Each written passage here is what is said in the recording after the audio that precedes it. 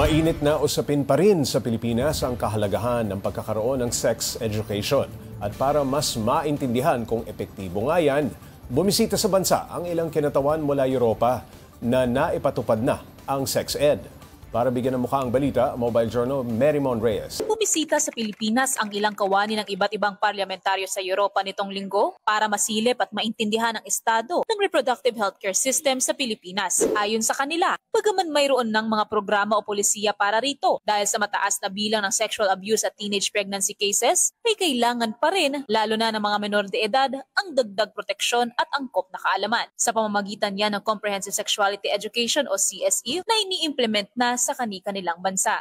Comprehensive sexual education, and what is interesting to see is to see that young teacher is not all the world attack this CSE program. How can we explain the importance of this program and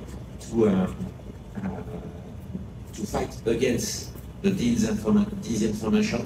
Naging kontrobersyal ang panukala para sa pagpapaigting ng sex education sa Pilipinas. At para sa kanila, dahil ito sa disinformation. Dahil ang katotohanan, ang CSE ay tinuturo para protektahan ang sarili. It's really important to address this misinformation that is around there. We certainly don't in the UK teach masturbation to 4-year-old children, but what it provides some guidelines for countries to be able to, as I say, develop culturally and socially appropriate measures to teach their children. Tuloy-tuloy pa rin naman daw ang laban para pagtingin ang proteksyon at kamalayan ng kabataan pagdating sa kanilang sexualidad, lalo pat buhay pa ang anti-teenage pregnancy bill na isinusulong sa Senado. There is no single bullet that will solve this.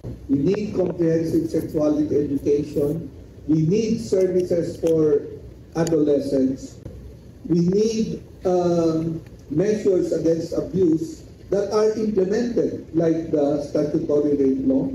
We need social protection, and the fifth is to mobilize the youth.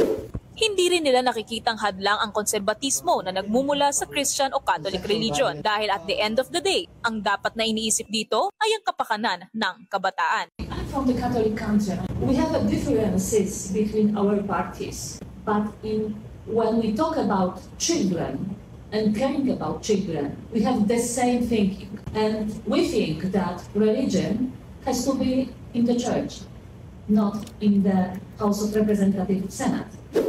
Walang bagay ang magsisimula sa madali, kaya dapat daw na maging bukas ng isip, lalo na kung ang gagawin ay para sa kapakanan ng nakararami. Mobile journalist Marymon Reyes po, hatid ang mukha ng balita.